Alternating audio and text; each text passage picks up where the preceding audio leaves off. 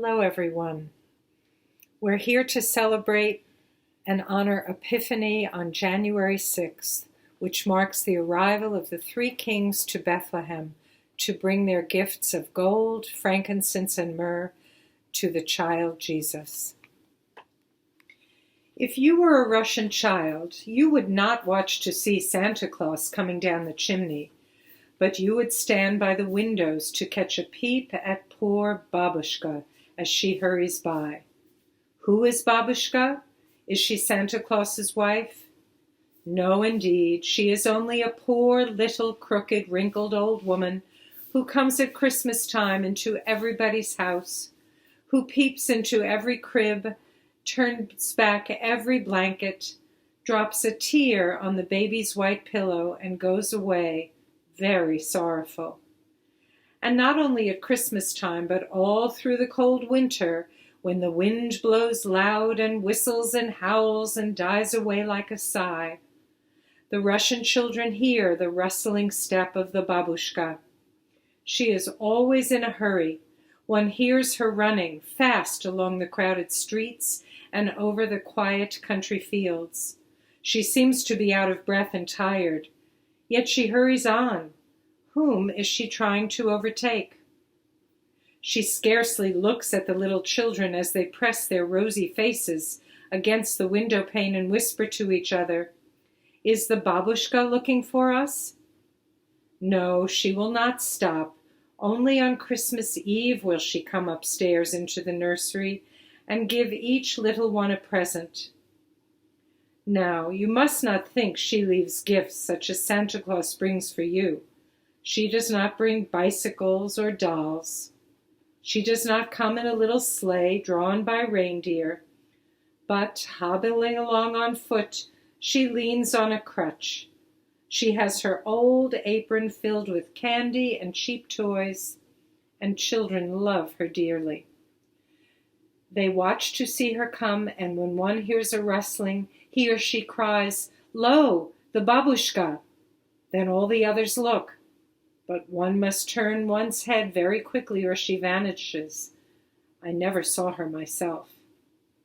Best of all, she loves the little babies, though, and often, when mothers sleep, she bends over their cradles, puts her brown, wrinkled face close down to the pillow, and looks very sharply. What is she looking for? Ah, that you cannot guess unless you know her sad story. Long, long ago, a great many yesterdays ago, the babushka, who was even then an old woman, was busy sweeping her little hut. She lived in the coldest corner of cold Russia, and she lived alone in a lonely place where four wide roads met. These roads were at this time white with snow, for it was winter time. In the summer, when the fields were full of flowers and the air full of sunshine and singing birds, Babushka's home did not seem so very quiet. But in the winter, with only the snowflakes and the shy snowbirds and the loud wind for company, the little old woman felt very cheerless. But she was a busy old woman, and it was already twilight, and her home but half swept. She felt in a great hurry to finish her work before bedtime. You must know the babushka was poor and could not afford to do her work by candlelight. Presently, down the widest and the lonesomest of the white roads, there appeared a long train of people coming. They were walking slowly and seemed to be asking each other questions as to which way they should take. As the procession came nearer and finally stopped outside the little hut, Babushka was frightened at the splendor. There were three kings with crowns on their heads, and jewels on the king's breastplates sparkled like sunlight. Their heavy fur coats were white with the falling snowflakes. The strange-looking humpy camels on which they rode looked white as milk in the snowstorm. The harnesses the camels wore were decorated with gold, and plates of silver adorned their saddles. The saddle-cloths were of the richest Eastern stuffs, and all the servants had the dark eyes and dark hair of an Eastern people. The servants carried heavy loads on their back, and each of the kings carried a gift. One carried a beautiful transparent jar, and in the fading light, Babushka could see in it a golden liquid which she knew from its color must be myrrh. Another had in his hand a richly woven bag, and it seemed to be heavy, as indeed it was, for it was full of gold. The third had a stone vase in his hand, and from the rich perfume which filled the snowy air, one could guess the vase to have been filled with incense. Babushka was terribly frightened, so she hid herself in her hut and let the servants knock a long time at her door before she dared open it and answer their questions as to the road they should take to a faraway town. You know, she had never studied a geography lesson in her life. She was old and scared.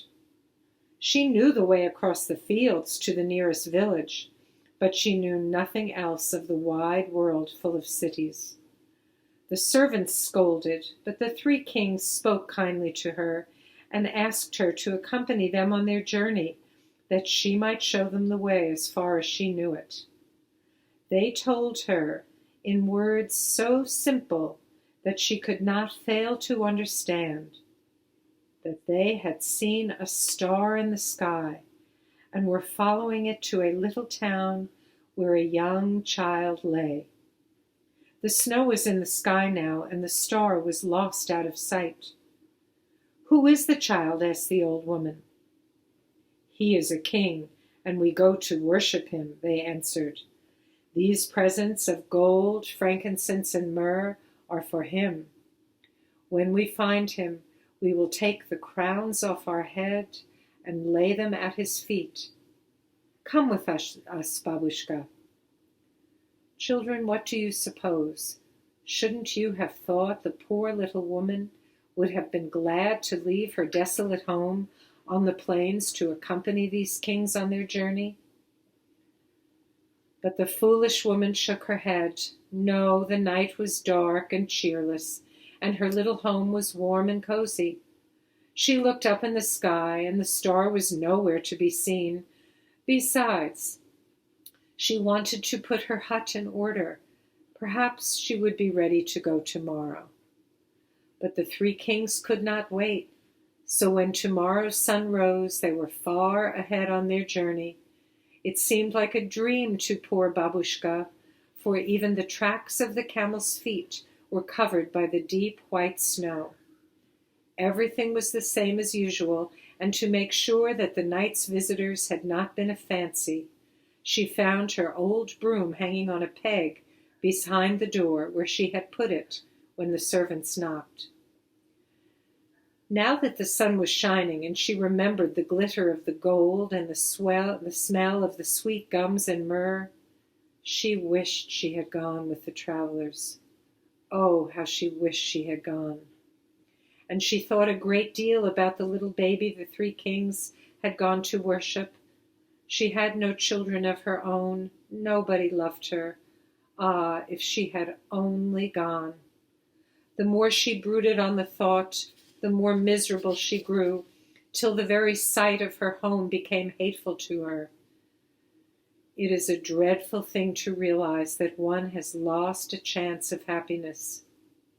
There is a feeling called remorse that can gnaw like a sharp little tooth. Babushka felt this little tooth cut into her heart every time she remembered the visit of the three kings. After a while she thought of the little child so often that it became her first thought at waking and her last at night. One day she shut the door of her little house forever and set out on a long journey. She had no hope of overtaking the three kings, but she longed to find the child, that she too might love and worship him.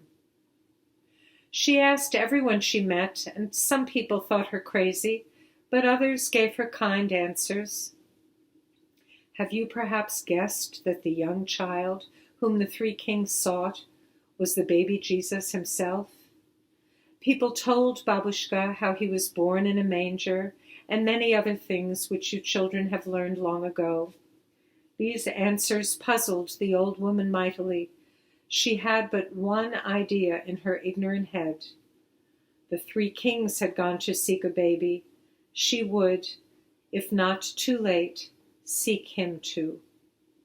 She forgot, I am sure, how many long years had gone by. She looked in vain for the Christ child in his manger cradle. She spent all her little savings and toys and candy so as to make friends with the little children, that they might not run away when she came hobbling into their nurseries. Now you know for whom she is sadly seeking when she pushes back the bed curtains and bends down over each baby's pillow. Sometimes when the old grandmother sits nodding by the fire, the bigger children sleep in their beds. Old Babushka comes hobbling into the room and whispers softly, I am seeking the Christ child. Is the young child here? Ah, no, she has come too late, too late.